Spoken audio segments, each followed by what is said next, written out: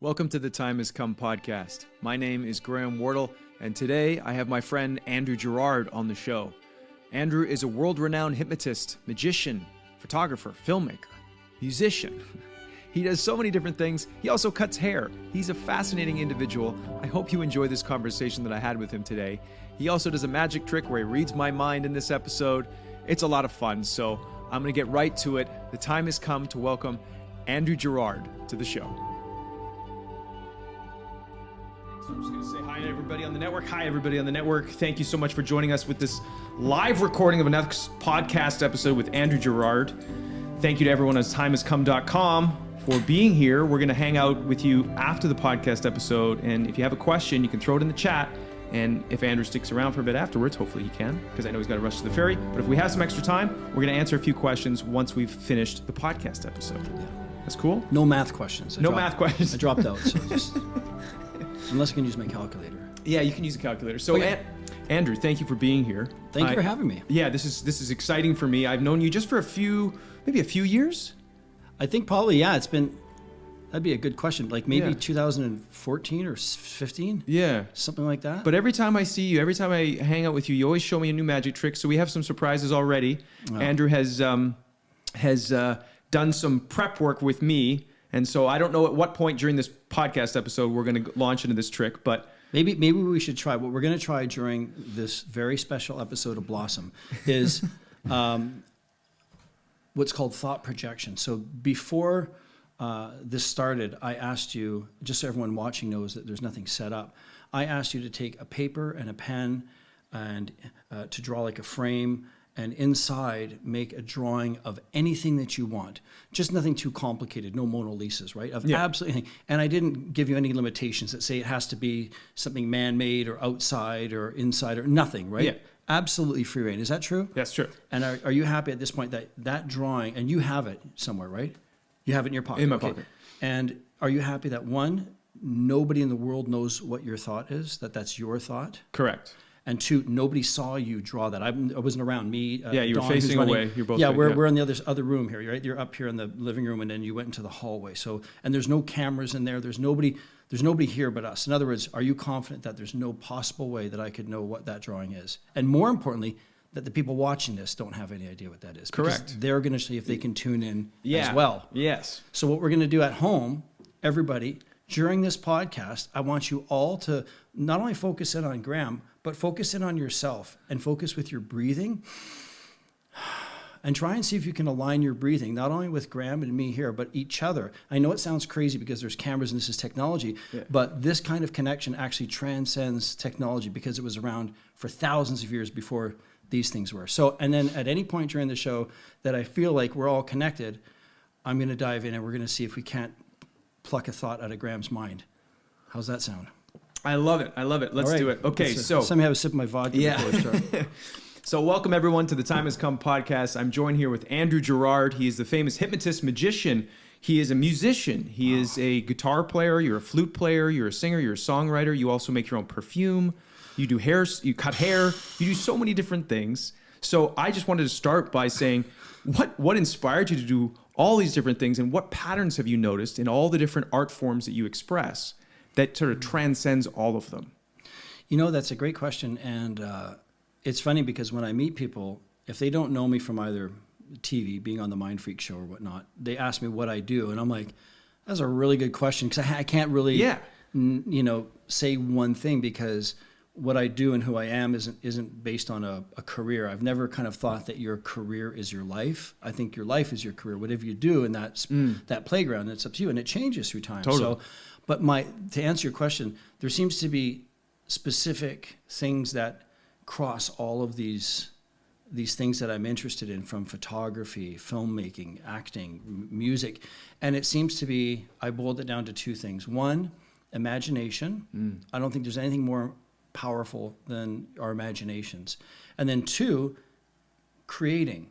So if you can imagine something and then try to create it, that's kind of one cog in the wheel turning of becoming an artist. And I think artists create for the sake of creating with no motivation other than to create. Yeah. And then we share it with each other to kind of share who we are as people. So I imagine things and I create them. So if you look at hair, if I cut your hair, and I've actually done your hair before, you think about it, I imagine I look at you and I go, okay, based upon your face and your beard, I'm going to do this with you, and I'll cut or style your hair a certain way. Same thing with photography. I look people, I line them up, I see the lighting, I see their features, same thing. Whether I'm doing music, what am I trying to say with this song? It's actually music. Like our friend Donnie Mack once said, the music's for other people. Once you create it and put it out in the world, it's not yours anymore. We all get a special thing from music. So even though we're the person creating this thing, we actually have very little to do with it. Once it's out of my brain, I never look at it, think about it, talk about it, nothing. It's kind of gone. And I think that there's something really, really healthy about that energetically, because if anyone there has ever cleaned out their closet, they know what I mean. Once you get rid of a bunch of stuff, you're like, oh, so much better. I just minimal. And I'm like that creatively. Once I write a script or film a thing, do a photo, and it's gone, it's out of my brain, and I make room, and I clean the closet for the next thing to come in. So I'm kind of fresh all the time. And I think that also being a little bit older, I'm going to be 52 this year. So that has something to do with it, having experience and wisdom. I look at, now that I'm 50, when I turned 50, I started looking differently at people in their 60s, 70s, and 80s. I stopped seeing them as like senior citizens that were just old people, like a lot of people do. And I started seeing myself in them, and I go, everything that we're trying to do, these people have already done. They can save you a decade with one sentence of advice. Do you know what I mean? The value of wisdom and experience is something that our culture doesn't do. So, I'm really excited to be embarking and on photographing people that are a little bit older and showing that character. Actually, on my Instagram, there's a guy named John that I met in a cafe, and he had a crazy cool hat on, white beard and long hair. And I just saw him and I go, that's an amazing hat. You got a great look. Can I take your photograph? And he goes, yes. And he sat and I took one photo of him. And it's probably the best photo I've ever taken. It's amazing that this guy who's like 70-something, so much depth and character. So beauty fades and interesting lasts forever. So in my world, I'm more concerned with being interested now than beautiful, so obviously. Is that kind of the theme then that overarches all these creative talents and ways of expressing yourself, is finding things that are really interesting to you? Yes, and that's what we all do, whether we know it or not. Where our behavior and being this is where maybe the hypnotist in me comes out, or the student of the mind, is we're already primed and modeled to look at certain things, to notice certain things. If you take 100 people and you tell them to go walk down a street and then write down what they experienced and saw, sure, everyone will say, I saw a McDonald's sign, because that's branding in their head, but all of them will notice different things. One guy will say, oh, I noticed this sidewalk, the way they did the grout, because I used to work in construction. Another guy says, oh, I work in advertising, I noticed the sign. It's like 8 billion people in the world. We have 8 billion different realities because everyone has their own interests. So it really comes to a question of going, what are you interested in? And so that's in this part of my life, I've always just naturally been unfiltered. I just do what I love. And I don't care if it's current, trendy, right, considered wrong, but whatever I'm interested in, I go, I like that. I don't know why I'm interested in it, but I want to find out. And then once I kind of get into it, I realize, why was I interested in that? And that's really the question for me at this point, is I figure out what makes things interesting. And then you start to see the pattern and the puzzle pieces come together. And you're like, oh, okay, it's just every story is the same story. You know what I mean? And I start seeing that over and over. People want to feel inspired by seeing a story, or hearing a story, or listening to music that tells them a story, or art, or seeing a photo that implies a story, or listening to a podcast that makes them feel so right. So we're all just telling the same story, and there's only one story ever told, and that's that good should always win over evil. The hero's journey? Somewhat, yeah, that's in there too. Every story is that good should triumph over evil. That's it, and you want to feel the justice in that, and the rightness about that. And it's very empowering for people, because it gives hope, because you go, okay, good should always win. And that gives me hope. That gives me something to look forward to, that there is some reason, bigger thought to why we do the things that we do. Stories are very powerful. They have and I want to talk with you about this, because you're also a hypnotist. You also have extensive training with this. You mentioned Mind Freak was I think on A&E, around 1 billion viewers around the world that have been exposed to your work. So the power of storytelling obviously is a big part of hypnotism. kind Huge. of leading people along. All so of it. can you talk about what that process is and how we can be sort of hypnotized in a positive way with a story to inspire us, but also in a way to control us, and how that works? Yeah, and it's so simple that it's complicated. And what I mean by that is all hypnosis is self-hypnosis.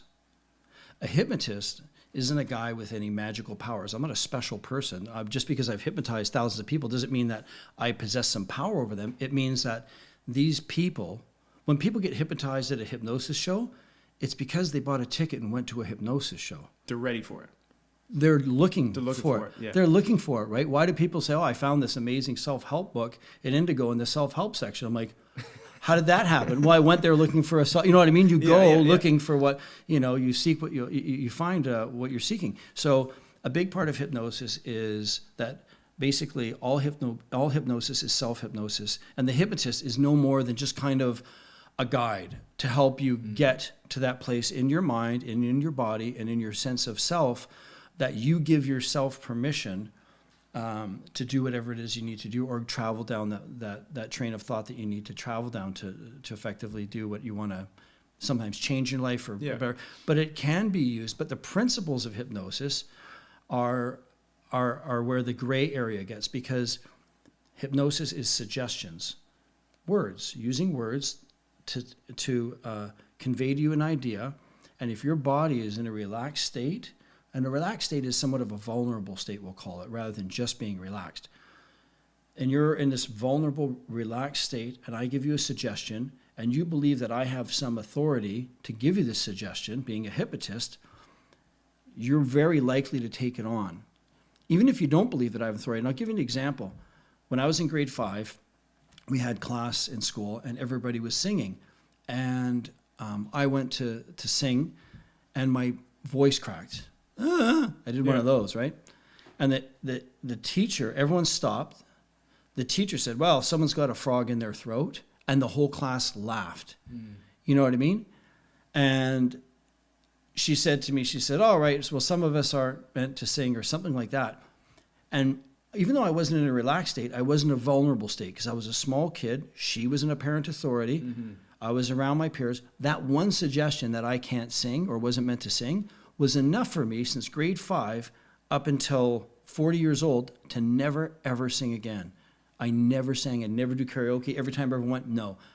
And then after I had a car accident, which we might talk about, and a brain injury, it knocked something loose in my head. And when I realized, I'm like, I've been hypnotized for like 35 years. All of a sudden, I started singing. And today I have 3 albums, 12 music videos out, and had a couple of songs on the Independent Music Network charts.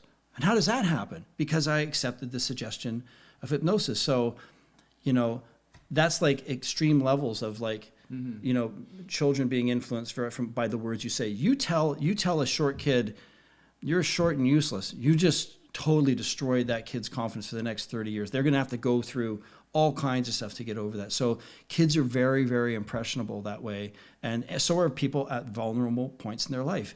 So if you look at people that are in a low valley in their life, they're out there looking for stuff, which means they're vulnerable, right? You don't see people that are really successful, really all together and all that, and going out looking for help. They're doing great. It's only when we need it. But so you're automatically, it's an unfair situation. And anytime there's people in need, there's someone there with a credit card waiting to take their money to... Or they're really afraid. Yes, yeah. Fear is a big motivator, right? Fear, which is even in the face, people will actually make decisions doing things that hurt them based in fear. And a good example is smoking. People know smoking. There's a good chance it causes cancer and you're going to die from that. Like, that's a pretty fair thing to say. I'm not judging smokers that are out there. Every now and again, I enjoy a cigar, but I'm saying if you're smoking 2 packs of cigarettes a day, don't be surprised if you get lung cancer, right? But people will still keep smoking because the fear of what happens when they stop is so big that it's not worth it. Do you know what I mean? Like, that's crazy. That's a crazy amount of fear. Or fear is used, obviously, I think we've seen through the media over the last couple of years is a big part of how the media plays into people's fears. Yeah. Like, somebody once said, there is no good news station. You turn on the news, what is it? all murders today. It's all bad the worst news. Yeah. You feel sick. I turned on. I'm just like, oh my God, you'd think the world is the worst. There's nothing ever good going on in the world. There's no like news where they go, oh, today 2 neighbors joined together and built a community garden, and there's a cat got rescued from a tree, and you know what I mean? There's none of this. There's it's just all the worst things, because that's what people gravitate to, because there's comfort in that misery of going, well, if these people are doing horrible, then I guess I'm doing okay. Do you know what I mean? And if you want to be on the okay side, you have to do the thing. And it also activates that part of your brain of like the fight or flight, sort of like, autonomic nervous system. Right? Yeah. So now you're paying attention, so they can keep your attention and they can sell you ads. Whereas if it's a nice community garden, that part of your brain is not activated. I can flip the channels, whatever, if I'm busy or something's going on. So they know that and they activate that. And so in the hypnotism world and all your experience of this, you shared with me one story about if somebody has a hypnosis of something, you can't just remove that belief system. You have to replace it with something. Yes. So can you talk about that? Because I thought that fascinating. So you had a false belief or hypnosis of saying, I'm not a singer. You can't sing. So how did you switch those, and how does that apply to other people in their life when they're under hypnosis of some sort? Yeah, so anytime you deal with kind of intaking a belief, there's kind of 3 phases to it. And having studied a lot of brainwashing, mind programming, and filmed several TV shows, and Discovery Channel, we did one called CIA Black Ops, things to see what people would do under hypnosis. And the surprisings were very shocking. And but from researching a lot of this, we come across cults, and cult mentality and cult leaders all do the exact same thing. They take people that are in a vulnerable state. They tell them, you've been lied to your whole life. That reality isn't the real reality. They replace it and say, this is your new reality. This is the new narrative or the new story you're going to believe. And then they lock that in by saying anybody that tells you different is against you. So you now have this, what we call a binding situation, where how do you communicate to somebody that believes everything you say further deepens their belief? Mm-hmm. Do you know what I mean? Mm-hmm. So, and anyone that tries to wake you up from it is the enemy trying to attack you. Absolutely. Yeah. And eventually, those people will start recruiting other people. So it's not even the outside influence of the cult leader that's doing it anymore. It's members to each other. So you see a lot in countries where initially it starts at the level of influence, and then it's basically the people doing it to each other, and there's not even a source there anymore. Yeah. Generations can go by and people will still keep believing and acting these things even though there's no initial influence. So the power of suggestion and media and how vulnerable people are isn't a small issue, and it's on such a broader scale that everybody, myself, we're all, if you ever bought a pair of Adidas or Nike shoes, or you've been influenced by branding, marketing, unless you want to go live in an island by yourself, we're all susceptible to it. The point is to understand what you choose to focus your time on is the only power you have.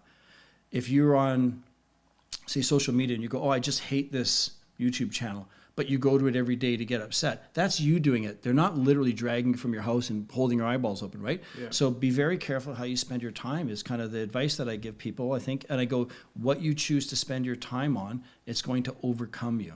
And that can be for something good too. Yep. If you spend your time being creative and doing things with your friends, that's going to overwhelm you. You're going to be full of love and joy. And that's what I try and do. I only spend my time doing things I love with people I love, like this. I love you. I love Donnie. I love talking about these things. Hopefully people watching this will get something out of it, and they'll have a conversation with someone they love. So that good kind of begets more good, you know. And the opposite of that, you think, it's your life. How do you want to spend your time? Do you know what I mean? Mm-hmm. So with me, in regards to believing that I couldn't sing my whole life, I had a lot of things that I didn't do before I had a car accident. So I was on TV, on the show. I was about to fly out and go back to go film 5 days later, and I got rear-ended in a little sports car I had, and I had just bought a gallon of paint from Home Depot to paint my studio. And this big truck hit me at full speed from the back. This lady wasn't even looking, came forward, gallon of paint hit me right here in my head, knocked my hearing out, separated my shoulder. I had a traumatic brain injury. I was shaking. I couldn't even talk. And I was in concussion therapy clinics in and out, seeing 32 specialists over the course of about a year and a half to 3 years trying to get back the cognitive stuff. There was a point when, when you go to the parking meter and you punch in the number in your license plate, I looked at the number and I went to, and it was like, I couldn't remember it. And I couldn't do that. And I remember being on the street one day shaking. I was so upset that I couldn't do this. So I just went home and I went to pour a glass of milk and I looked on the counter and there was already 3 glasses of milk there. Like that's what I was doing. I was going, whew. And on the outside, I looked perfectly fine. You'd look at me and go, oh, there's AG. He's like, he looks fine. So this, a brain injury, a traumatic brain injury is something that's like this invisible thing. Yeah. And so that kind of, as much of a dive that it took me out of my life, it made me pick up a camera.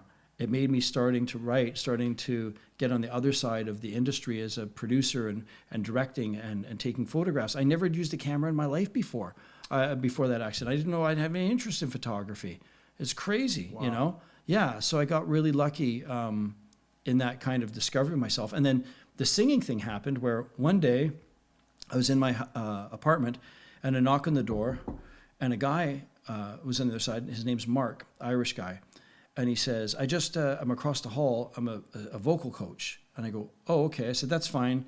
Because I thought he was telling me about the noise. I go, it's fine. And he goes, no, I noticed you had a guitar. And I go, oh yeah, I play guitar. He says, can I give you a vocal lesson? Because I'm going to do classes and I need a guinea pig. And I go, oh, I said, I don't sing. And he goes, oh, that's fine.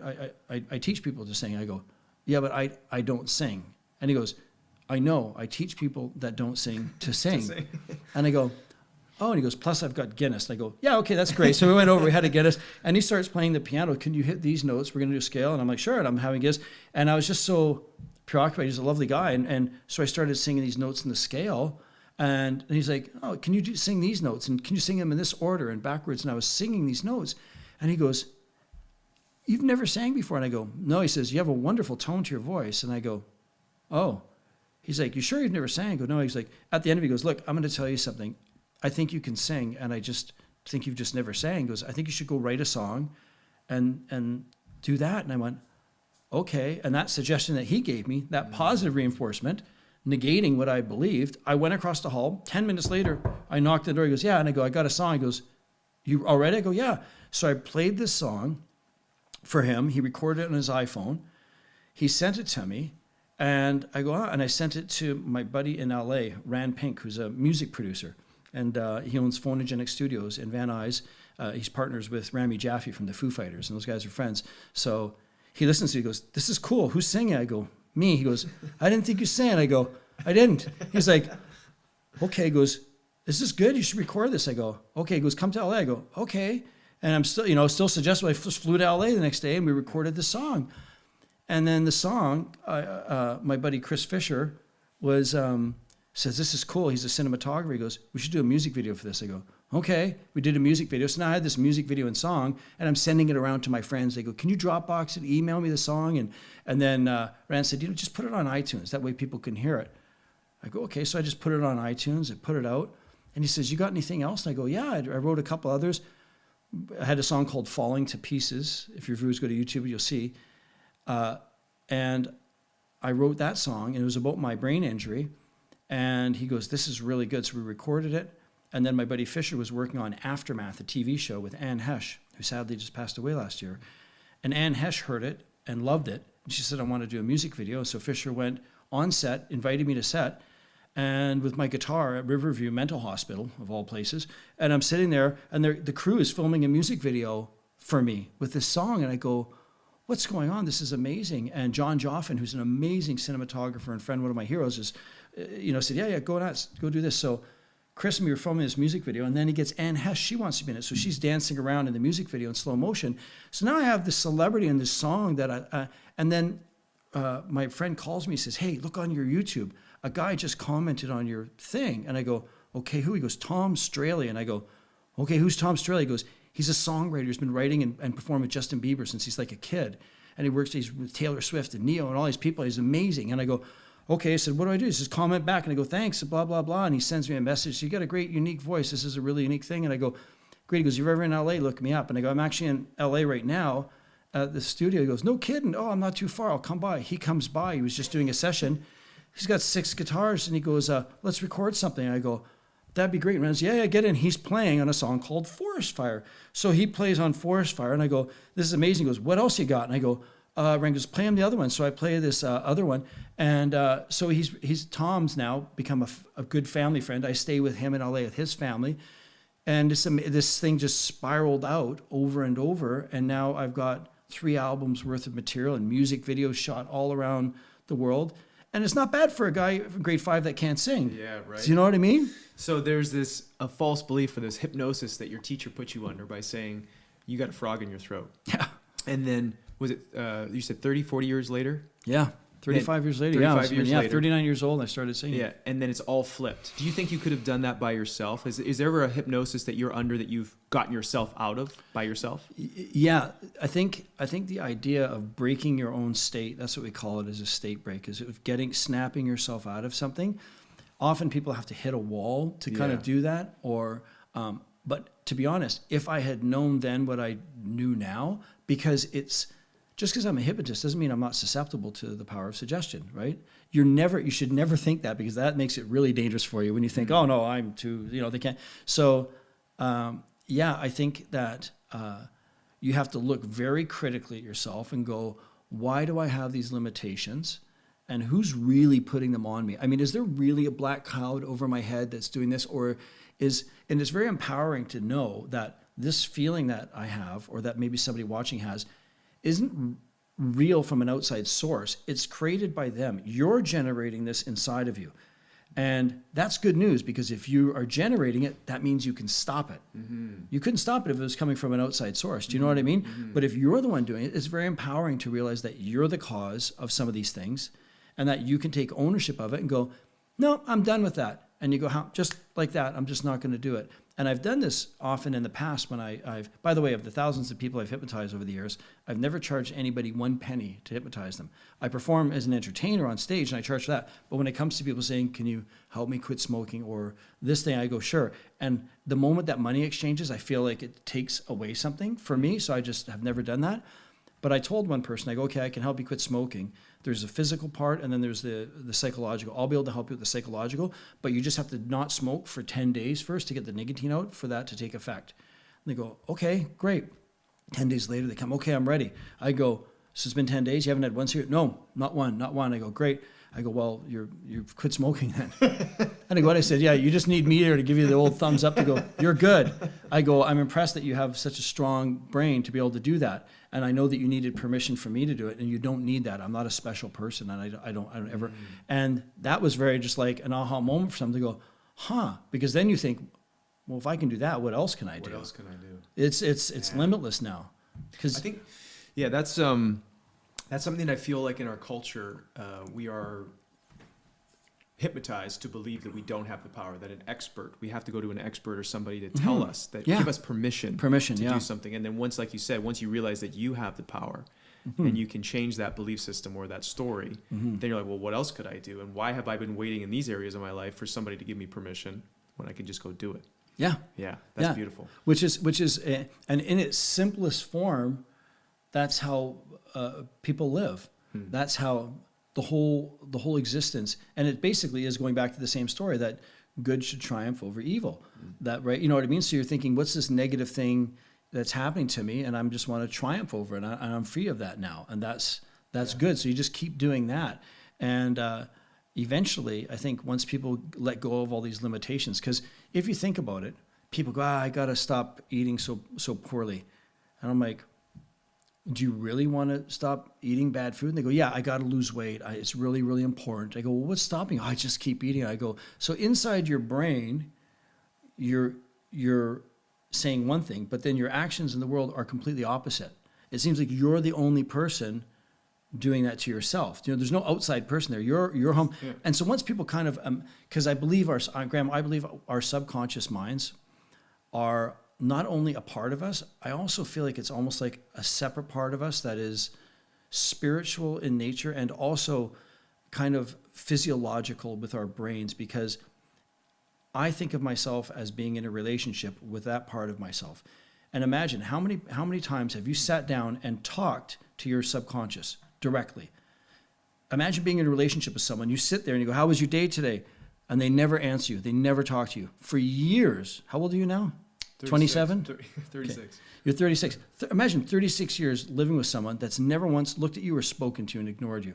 That's how people are with their subconscious. I'm like, truly look at yourself and focus on yourself and ask yourself, what do I truly want? Every answer that you have, for every question you have, the answer, you already know it inside of you. You know it. You just don't ever talk to yourself. So I sit deliberately and I have these great, beautiful conversations with myself and I go, why am I doing this? Why do I keep, if you say, why do I keep, you're driving down the road, that's my steering wheel. So you go, why do I keep eating such bad food? And you go, oh, well, someone called you pork chop in grade 8 when you had to play skins and shirts in basketball. You're like, oh, okay, well, I'm not going to do that anymore. Okay. And that's it. Then you go eat some broccoli and you're fine. I mean, it's literally that simple. If you never have this conversation with yourself and you never connect, you're not really aligning your internal self with your external self. So your actions you're in constant conflict and contradicting yourself constantly. And that is really binding for people. That's why people have bad necks and backs. It can be one of the reasons, right? You're out of alignment. And stress, you're out of alignment. You're not vibrating with yourself and energetically in a frequency. And I don't mean that in some woo-woo way. I mean that's like very scientific. I mean, if you are in alignment and you mean what you say and you say what you mean, then you're going to feel a lot better. And when you start to feel better, you start to get more good from that. So it's like a snowball effect. But most of us, I see people all the time, maybe because I got a brain injury, but I see people all the time.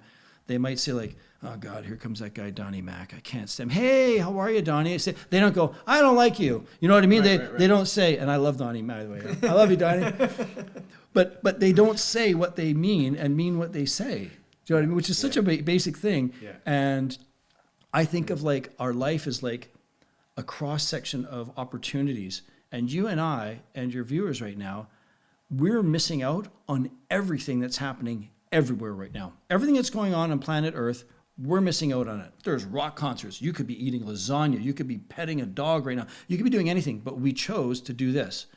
So the only thing sadder than missing out on every experience in your life and only experiencing this thin cross-section of experience is not truly appreciating what you actually chose to do. And to be present with it. To be right here. To go somewhere. I don't know why people go there and go, oh, I don't like this. I'm like, what are you doing? You kidding? You got like, you're gonna, you're dying. Like this is it right now. Like there's gonna be like, we're sitting here, we can walk, we have our health, we have great hair, you and I. Sorry, Donnie. but we have all these things going for us. And to go, there's people that can't walk. There's people that don't have legs or can't eat. They don't have their health. Some people don't have great hair. And, so you have to appreciate everything. Amen. I mean, I don't know why everyone isn't just ecstatic all the time. Maybe it's from my brain injury, but my mom says I have the happy gene because I'm just like, I'm a golden lab. I just wake up every day and go, woof. So guidance, this is what I wanted to talk with you about. So this second season of the podcast is all about guidance and how individuals experience that. So for you in your life, how do you experience guidance, whether it be intuition, whether it be, maybe the Holy Spirit or God or the universe? What is that like for you? And also, just before we started this recording, you shared with me a really powerful story a couple of years ago where you had a out-of-body, let's say, experience. So could you share with everybody Andrew's experience of what it means to be guided or how that works in your life, and also tell us that story? Sure. So I think when you say the word guidance, it really implies the idea that there is someone or something guiding you, whether that is God or the universe or any of those things you say, the Holy Spirit. And I believe that all of those things are, in my personal self, I believe all of them are the same thing. I believe we receive our intuition, our spirit, our guidance, all of that is from ourself and through God, whatever. And I use the term God very loosely to encompass whatever God means to somebody. And if you think about it, like I said before, every question you have, every mystery, the answer is inside of you. You just kind of have to look for it. You have to meditate on it. You have to pray for it, whatever that process is for you. Or your intuition, or letting it come to you. Or sometimes you already know it, but you just choose not to accept it. So in my life, I have a very simple rule of how I make decisions. I do 3 things. I gather facts, I analyze those facts, and then I make the best decision I can at that time. And if it goes wrong, it's because 1, I didn't gather the right facts or all the facts. 2, I misanalyzed them. Or 3, I knew what the right thing was to do, and I did the wrong thing on purpose, because that can happen too. Sometimes you go, screw it, I'm having a Big Mac. You know what I mean? So, and that goes for everything. Now, as far as spiritually, I've always, my entire life, I have a lot of tattoos, and almost all of them are based on spiritual things. I don't have any skulls or swords or anything like that. I mean, they're all very spiritual things, and everything means something to me very deeply. And I've always had the feeling that I have an outside force that's inside of me that has been there protecting me. And I've always felt that. And I'm not a woo-woo person. I'm a magician, and so I do have a very skeptical mind. I see frauds all the time, fake psychics, con artists. I spot them a mile away, and I call it out if I see it, because I think that people should know the truth, because the truth should matter. But with that said, I've had things happen in my life where you have to take that skepticism and start weighing the odds of, like, how much of a coincidence can things be, or at what point am I not closing doors to a point where there is no door left and I'm in a room all alone by myself? It's always good to leave the door open a crack. And I'm always willing to be wrong. If I ever talk to somebody, I always assume that they may know something I don't know, or that I'm going to learn something. And that's a really good mindset to have, I think. So when I get guidance, I generally, me and my wife, Rebecca, we pray every day. We say grace before we eat. And I think that's, even if you don't believe in God, that's such a good thing to do, have the humility and have the grace and to say thank you to whatever it is, even if it's just Mother Earth, whatever you believe, that's such a good thing for you. Even if you don't believe in God, if you're the selfish person in the world, do that, because you're better off. It's good for you to do that, right? It's important. So, so circling back, about 2 years ago, me and my wife, like everybody, we got COVID. And the first 5 days in, my wife was starting to feel a bit like she had a cold. She was just tired and sore and achy. And day 5, they call you to say, okay, you're at the peak of it now. It's 10 days. This is the bad day. And I felt fine. I have Viking blood in me, I guess. I'm just like, I'm great. This is the best day of my life. I didn't have the sniffles. I didn't have anything. Do you know what I mean? Yeah. And which was strange. And so they almost thought for a second, well, maybe you had a wrong reading on a test. Maybe you should go get tested again. But they won't see you until after 10 days of where you're, at that point. So I was at home and I was fine. And as Rebecca got, slowly got better, at around day 10, I started to develop a fever. But it was nothing like COVID. I didn't have any of the symptoms. That it was just a fever, and I was sleeping. That's it. I was just exhausted. I was just sleeping and feverish. And that went on for a few days, and Rebecca was calling the, public health officials thing. And they were quite, honestly, they were like, oh, no, there's lots of people having residual feelings and effects and, nausea and all stuff. I'm sure it'll clear up, that kind of thing. So on about day 15, she was getting a bit concerned. And I was like, just so hot. I had 103 fever. And so she said, we're going to call this one of these clinics, the primary urgent care it's called. And they said, okay, bring him down. And I was so weakened by then for 5 days. I was like, oh, but it felt, I still didn't have, they go, is he having problems breathing? And they go, no, like I wasn't coughing and I wasn't doing any stuff. But we went in and saw this doctor, a young guy, he was an amazing guy. And instantly he listened to my chest and he goes, your chest sounds like Velcro. And I went, okay. And they did x-rays on me and he goes, so you've had pneumonia for a few days now, at least, like several days, we don't know. And I go, and I got a huge temperature of 103.5. And he goes, some people, they're able to fight this off and others don't. And I go, okay. And we're at like day 15 here now. And he goes, typically the number is at day 18. People, if they don't, they expire from this. And I go, okay. And he says, I'd recommend that we get you into a hospital on an apparatus. And I go, and then I realize what he's saying. And I go, I have to go home and I have to do some paperwork and some things. And he understood. He said, well, we're going to give you these pills. There was 3 prescriptions. It was like 17 pills of these 3 things every hour, 2 hours for the next 3 days. He goes, and see if your body responds. And so I'm like, okay. So at this point in my head, I go, if it's my time to go, I'm going to do this at home. That's what I was thinking. So I left and I went home, and I started taking these pills, and nothing. Day 1, day 2, nothing. Still 102, 103 fever, sleeping 16, 18 hours a day, and sipping water. It was really, really, really rough. For some reason, I liked oranges. My wife would bring me an orange beer, and I would just like devour an orange. And anyway, on the day 3, I remember going to sleep, and I remember feeling this time that I'd kind of had these thoughts, and I said, okay, I'm okay. And I thought, if this is my time, then this is my time. And I'd done my legal stuff that I had to do, and of course not, worrying my wife as much as I could. I remember going to bed. I remember laying down and facing the window, and I had this experience that in the moment, it felt very surreal, because what I saw was myself outside of myself, and I don't mean like you're sitting across from me. I mean, I remember seeing this image of myself, and it was very specific. I had on a blue shirt, and my face was smiling very lightly, and I was staring at myself, and I remember looking in my eyes and then hearing my voice, and I said, "You're not me, but you look like me." And this voice said, "I am you, you are me." And I said, who are you? And this voice just said, "I am God." And it's so hard to even talk about right now. It's so weird. And I remember feeling this overwhelming feeling of being very open and very vast. And I remember looking at this going, I don't understand. And the voice said, "I'm going to show you everything."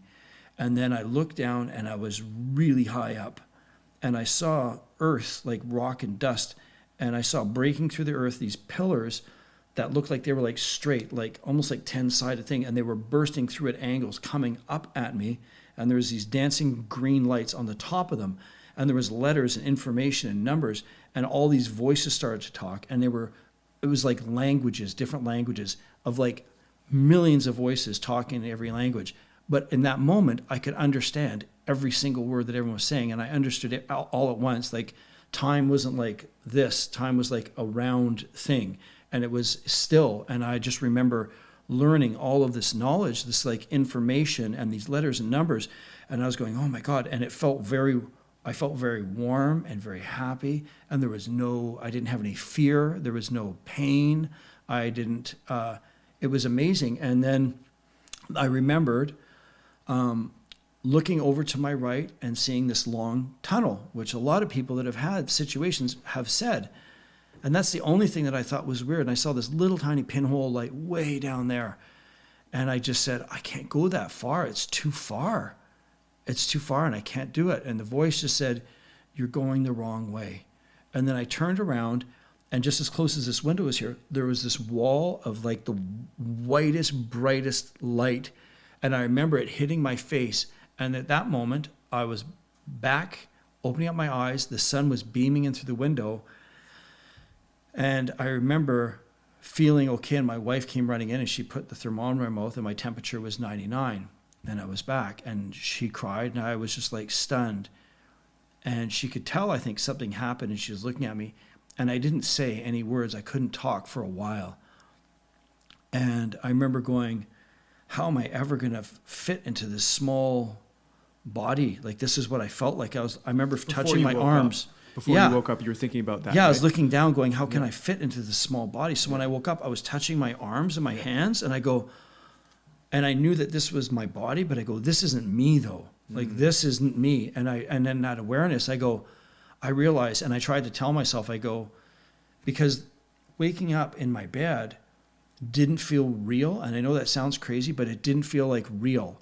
Where I was felt infinitely more real than my entire time here on this planet. That, however long that was, it could have been a fraction of a second. It could have been 100 years for all I know, because it's a weird time thing, but it felt more real than everything. So I'm like, okay. And then I still remember all of this stuff that I learned and that I felt. And I'm like, oh my gosh. And I didn't go outside for a number of days, almost a week. And then when I went outside, I remember the first thing I did is I looked at the grass out front of our apartment building, that I normally never really looked at, but I felt such a strong connection to it. I saw it moving in the wind, and I was looking at it, and I go, oh my God, like that's a part of me. That's oh my God. And I had this overwhelming sense of, I don't know what to explain it, connectivity to the trees. But I remember looking at cars and all the other stuff. I go, none of this other stuff matters. Like this is like dust gone in like a second. Like this is not important. And being a guy that has, a convertible Mercedes and a Rolex, I thought,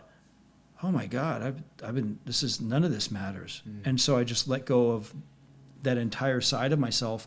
And I realized that all those things that I had acquired in my life that I thought were of any value were completely meaningless, and that I had accepted a suggestion. Yeah, the hypnosis of those things. Yeah, that we all did, and I was caught in that loop. So then I met up with a friend of mine, Sam, who's like a brother to me, Sam Vincent, an amazing actor and one of my best friends, probably my best friend, aside from Don, of course. And I told him about this, and he kind of teared up because he goes, dude, I've been studying for about 10 years these things called near-death experiences, or NDEs. And I'm like, I didn't know anything. He goes, everything you just said is exactly. And my mom, who's a yoga teacher, she said, this is thousands of years old and written in Sanskrit of understanding a million thoughts and all this stuff. And I was like, whoa. And I wasn't surprised because I thought, and I didn't know anything really about this. I'd heard people say a tunnel, a tunnel. And in my magician skeptic brain, remember circling back and me being a skeptic going, okay, maybe this is just your brain lacking oxygen and there's some kind of, hallucination that happens and the brain is dying, or you're dehydrated. But then the part of me that experienced this vastness and saw myself, it was no competition. There was 1,000,000% positivity that what I experienced was very, very real. And the success of this story doesn't revolve around anybody, because I can't even put into words. Words won't explain what it is to anybody. But if anybody's experienced this, they know. And if you know, you know. And it's really weird. I've met 3 people since this that I look at them and I can tell. And I ask them and they know that I know. And I'm just like, it's a very surreal thing to go, once you kind of have experienced something like this, it's really hard to go, well, what the hell am I supposed to do now with the rest of my life? I'm here. I feel like, and so, so it's changed me forever as a person. And there's a lot of people that I talked to after, and they said, like, they're looking at me sideways and they go, you're different. And to be honest, I can't even remember what it was like before that was different, but I'm infinitely more patient now. I think I love everybody. I love everything. I don't ever have any, hate or any of that stuff. It's just, life's way too short. Like it's such a firecracker, Once you have that perspective, yeah, and you see it from that angle, from that vantage point, how can you get caught in these little it's things? Insane. Yeah. And even and the real proof in the pudding, I think, for me, is I'm a photographer, so my camera is everything. And recently I was in Mexico. Me and my wife, for 2 weeks. We went there to film a yoga series and meditation series on the beach. And we stayed at this place, and I had my camera, my lenses and mics. And the place we were staying had hired some construction workers off of the beach to do some work, and they'd let them in a part of the house where they could access through bars. And they stole all of my stuff.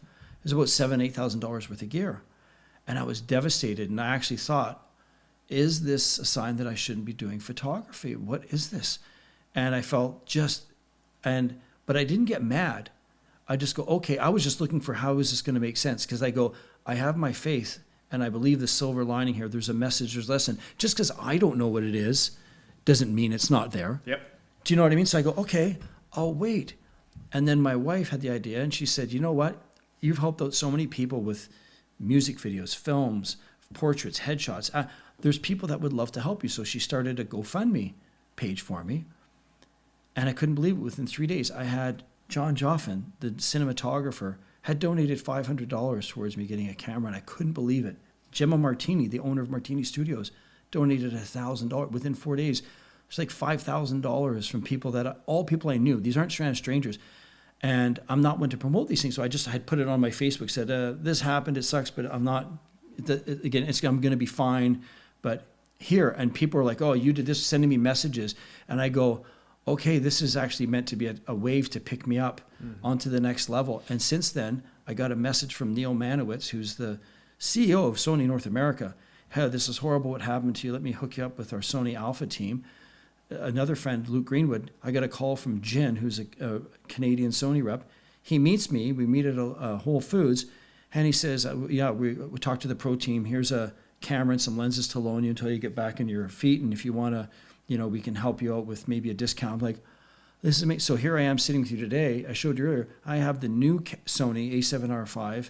I'm building up my gear. I haven't got it all back yet. The GoFundMe is still up for another week. So who knows? But I'm back, but I'm actually inspired, and I feel the support and love of everybody that supported me.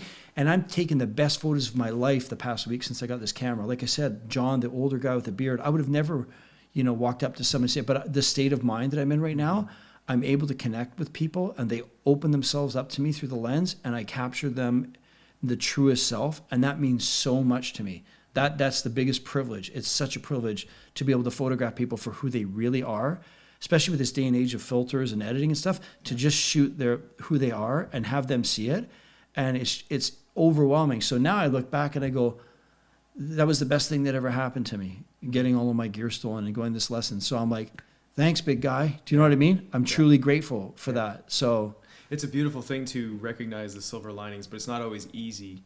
But then, like you said, as you have that perspective in your life now from your experience of seeing outside of this reality and knowing it's all okay and death is not real. I think you shared that with me before too. You're like, oh, death is not. Yeah, I have no fear of death now. No fear of death now. So it's like, okay, so my camera gear was stolen. Well, okay, why is this happening? Yeah. Now what? And then all these beautiful sort of like experiences happen after that. Whereas, maybe beforehand you would have gotten really upset about that, really angry. Absolutely. But it's like, here's life sort of taking this part of it away to give you something even more. Yeah. But in the moment, you're like, oh no. It's hard. It's hard. Well, but you know what? The struggle, do you think winning an Ironman marathon is rewarding? Probably, yeah. Do you think it's easy? No. It's still one of the hardest things in the world to do. Yeah. It's got to really suck to be out there, but you got to get through. If it's not the hardest time, it's a dynamic. Yeah. Do you know what I mean? It has to. Of course it has to. So theoretically speaking, if someone out there is going through a really down moment where they feel just gutted and they have that center of their chest, be ecstatic, because that means there's something really, really great going to happen to you. The equal and opposite positivity is coming to you. And I want to say one thing about this. You mentioned earlier, fear of anything. Before I had a fear of death and a fear of dying and how long am I going to live and money and all these things. I don't think of any of that now. It doesn't even cross my mind. But I understand. I go, but why was I so scared? Why the fear? That's crippling. And I realize now, my mother taught me this, because she's a yoga teacher too, and so is Rebecca, my wife.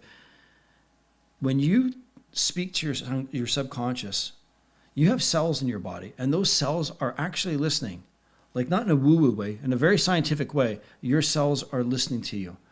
If you see people that are in their 90s, and a couple, and one passes away and the other one passes away the week later because they just gave up, that's all them. Do you know what I mean? The people will rise up and stick around for each other, or they'll let go. And you're in charge of that. That's all you. So when you think about your life and you think about your situation, don't say to yourself, I'm this in a negative way, because your cells are listening. Throw love into yourself and your cells, and you will get so much back from it.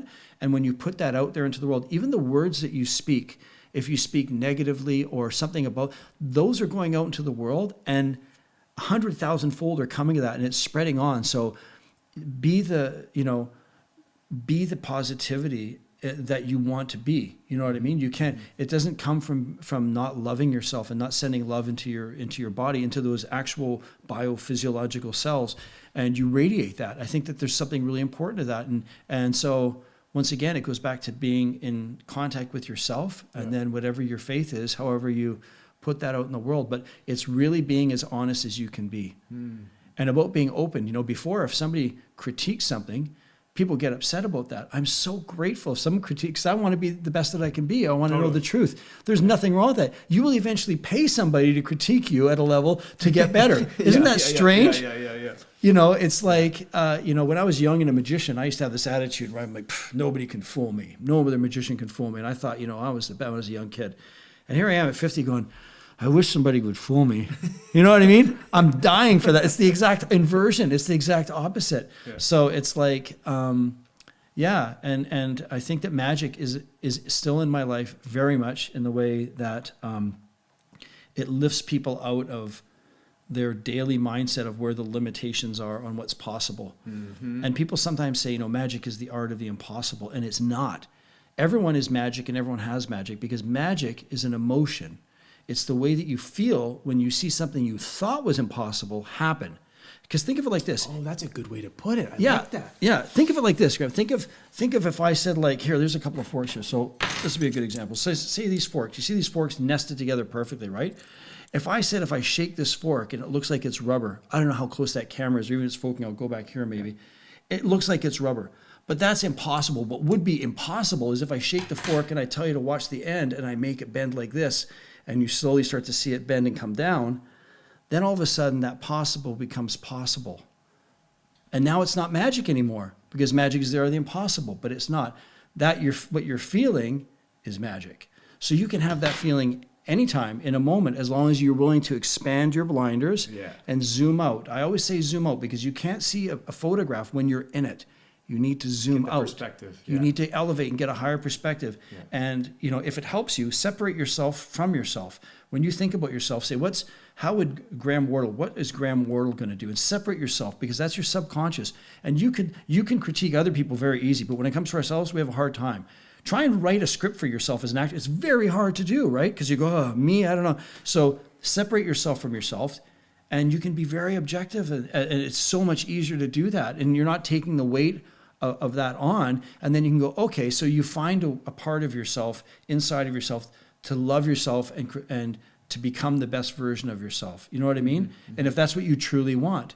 So I think, I think circling back, guidance, the best guidance that you have is letting go of things that don't allow you to love yourself and to send that love into your cells of your body, and connecting with whatever your belief system, whether you just do yoga and meditate, whether you believe in God, whether you go to church, whether you fellowship with friends, whatever it is, do that, but incorporate that self-love and honesty into your life. Mm. And man, it's like, and it's not work. It's in a second. All those things fall away and you're finally free. And you can go, okay, my life starts now. Now I can go out and do everything that I want to do, and I can be, and just be open to the experience. You know what I mean? Say yes. The power of saying yes is incredible. Amen. It's so true. I love that. Thank you for sharing that, Andrew. Wait. I got a couple more questions for you. One second. Go ahead. Someone out there was just thinking about your drawing. Don't say anything out loud. Okay. Can I borrow that pad and paper? Don't say anything out loud. Okay. Just think in your mind at home, guys, whether what Graham is thinking is something that is man-made or organic. Make that decision in your mind now. Is he thinking of something man-made or organic? Every single person out there just thought organic. Think of what it might be.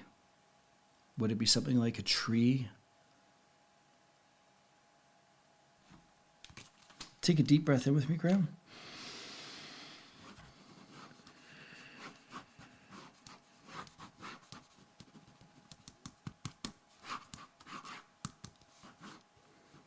And I'm a horrible artist, by the way. This is exactly what I don't know.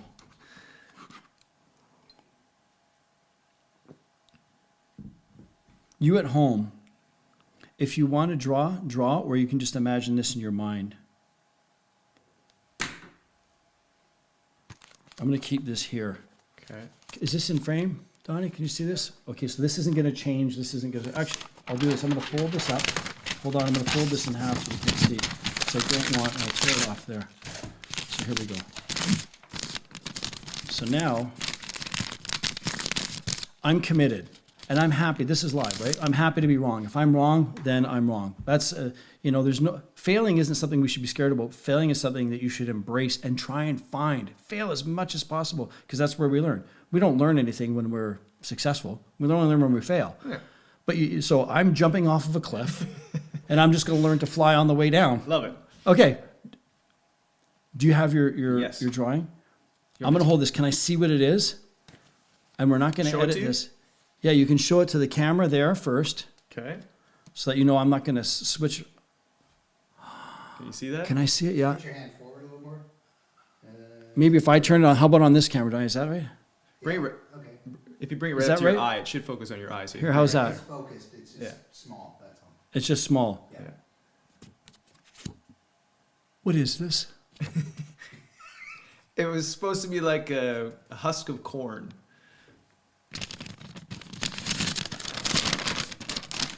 How did I do? That was pretty good, man. Wow. And I don't know how you can hold this up. Maybe you can take a picture of that and put those That's on. good, yeah. And if anybody wants this drawing signed by Graham or myself, comment and we'll sign it and send it off to you. Thank you for your thoughts. Awesome, dude. Wow. Okay, beautiful. Wow, dude, you got it. Okay. I love magic, dude. I love it because of I tend to run away when magic stuff happens, but we're recording a podcast, so I have to sit still right now, but everything in me wants to run around. You can't run away. I can't run around. Yeah. That was awesome, dude. Thank you for that. Ever since I was a kid, I loved magic. When my mom would say, go to the library, she'd say, pick out a book. I'd always go straight for the magic books because they had all the pictures. Mm-hmm. And they would always be something I could show somebody, do a magic trick, Yeah. and their face would light up. Yeah. And then instantly they would go into that playful, joyful state. And to me, that's like the essence of being alive, when you're just here and now. And like you said, the magic is like opening yourself to something you didn't think was possible before. And how beautiful that is in terms of relating to living one's life. Yeah. And how we get stuck in hypnosis or in stories. Mm-hmm. And then the magic is going, oh, wait a second, I have the power. I have the power to create. And I didn't think I could do this. This was impossible before. I didn't think I could sing. I just told I'm not a singer. And then boom, it opens up and you're like, this is what life is about. It's about this sort of adventure into the unknown, into the impossible, and making it real. And I love magic, so thank you for sharing that. And Yeah, thank you of for, course. I know you do, and that's, yeah. And I want to say also for anybody watching, this is nothing psychic about this. This is, obviously I'm an illusionist and a magician and a hypnotist, so I combine sleight of hand, sleight of mind, psychological, body language, everything is encompassed in there. So what I did there, everybody could do if they had, no friends or life for 40 years and want to do that 10 hours a day. And you got to get hit by a car. You got to have a brain injury to do that too. Yeah. So, Well, let's. We're just going to wrap up here. I have one more Sure. question for you, Andrew. yes. My question for you is, and I ask all my guests this, it's about a magic painting. So if Andrew Gerard had in his room or in his house somewhere a painting on the wall that anytime you looked at this magic painting, you could feel any type of feeling you wanted to feel, to any degree that you wanted to feel it, what feeling would you choose and what would be on your painting?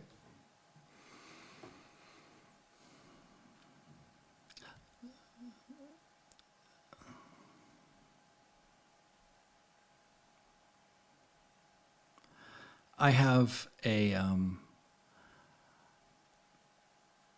an expression that I never really say out loud.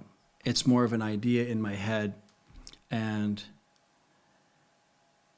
it's the idea that I spend my life chasing the horizon. So if you imagine looking out at a sea and seeing a horizon, and you ask me, what do you want to do with your life? Where do you want to go? And I go, I want to go there. And because the earth is round, no offense, flat earthers, but because the earth is round, if I keep chasing that horizon, when will I get there? Never. And I like that.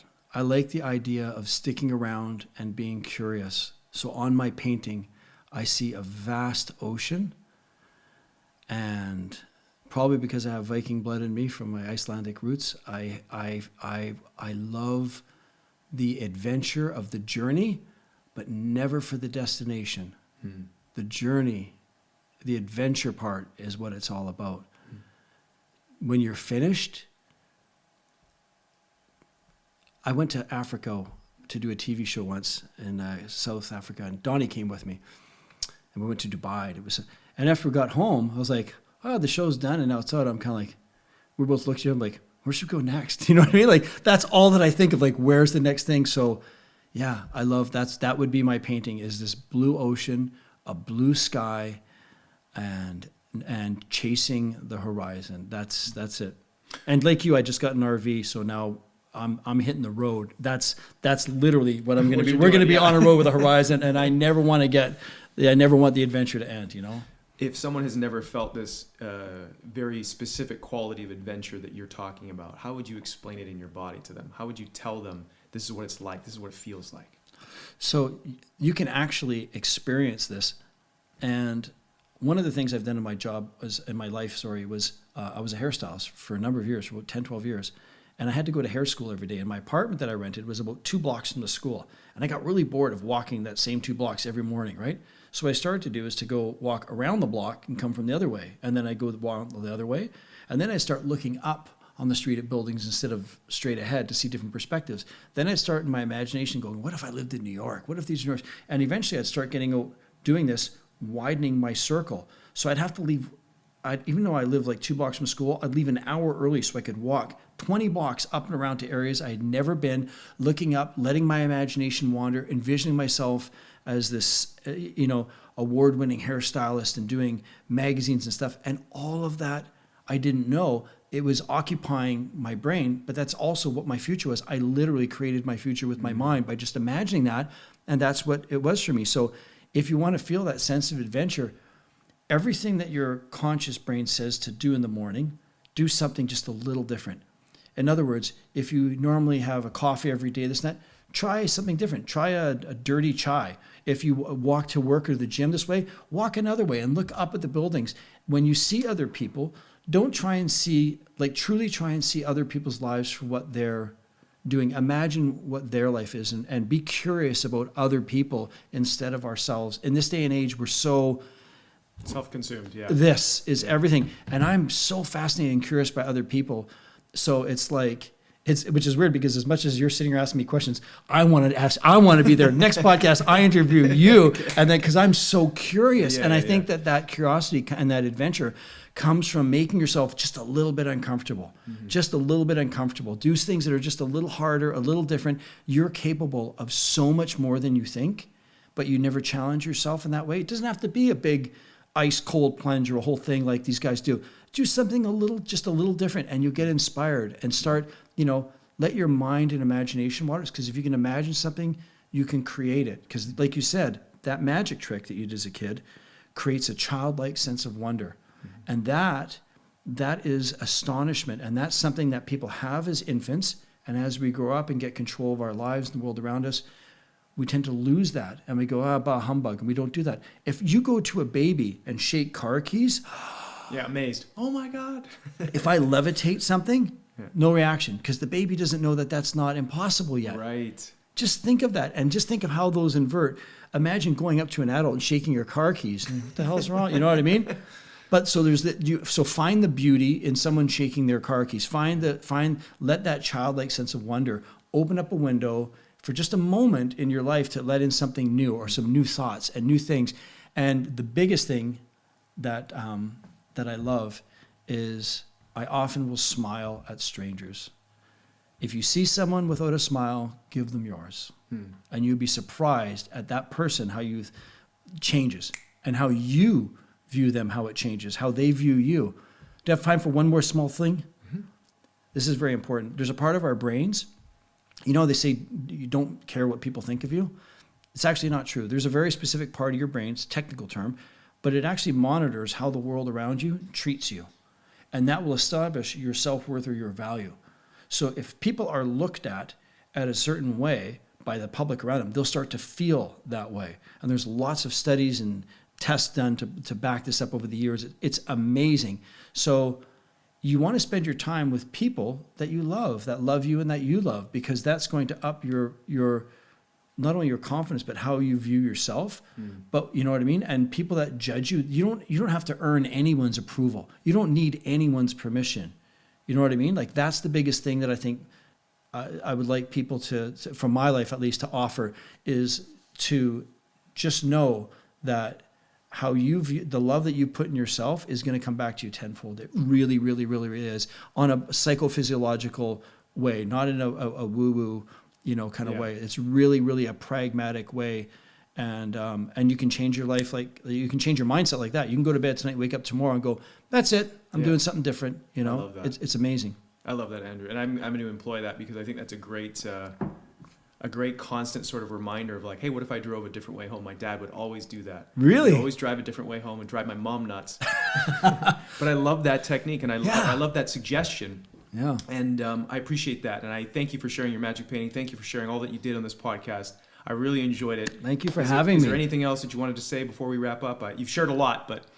No, just love yourself and love each other. You can't love someone else till you love yourself. So you got to send that love into yourselves and into your body. And just as a side note, because I know we talk about music, all of my music, I took it down off Spotify and iTunes because I'm going to repackage it and put it out. So if someone's searching for me, they'd have to go to my andrewgerardofficial.com to hear my music right now, or my YouTube channel to see music videos. So otherwise it's not available. But yeah. Awesome. I will put all the links to your website and all the things you got going on below this video so people can check you out. Thank you again, Andrew. Thank you, brother. All the best, dude. Love you.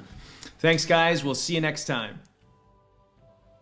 Well, that's it, my friends. I hope you enjoyed this episode. I know I sure did. Every time I hang out with Andrew, he's always got a new magic trick or some way he's going to read my mind. And every time I kind of think I know how he does it, but I don't. Just like in this episode, when we cut the cameras, I said, I think I know how you did it. And he says, nope, that's not how I did it. So he's a genius. And he's got his own podcast coming out. It's called Polymath Dropout. So if you want to check that out, the links are below. You can subscribe, you can watch, you can listen, and see more of Andrew Gerard's content in all the links below. So please check those out. I want to give a special thank you to Donnie Mack for live editing this episode. So I tried something new here where I had somebody behind the cameras and they were live editing as we were having this conversation. So thanks to Donnie Mack for your genius video switching skills. I really appreciate it. I also want to thank each and every one of you who share this podcast, who comment, who are subscribed, whether it be on timehascome.com, maybe you're a paying member on Substack, or you're a founder. Each and every one of you have made this possible for me, and I just want to send my love and my gratitude to each and every one of you for helping me make this possible. Thank you. You know who you are. Some of you contribute quite a bit to this show, and I really, really appreciate it. It makes it possible for me to continue to grow and share these stories, these interviews, and these experiences with all of you out there watching right now. If you haven't already subscribed, please subscribe to my channel. I really appreciate it. And I have more podcasts to come, more fun times and adventures as I'm traveling across Canada and the United States. I have a new book out. It's a new book of poetry. It's also called Time Has Come. You can get it on Amazon right now. I'm going to be doing a book tour, hangout, signing, meet and greets with people across Canada and the United States this coming year. So it's going to be a fun one for me, and I hope if you are interested that I get to meet you in person, because that will be a lot of fun. Those details will be announced on timehascome.com and my social media networks.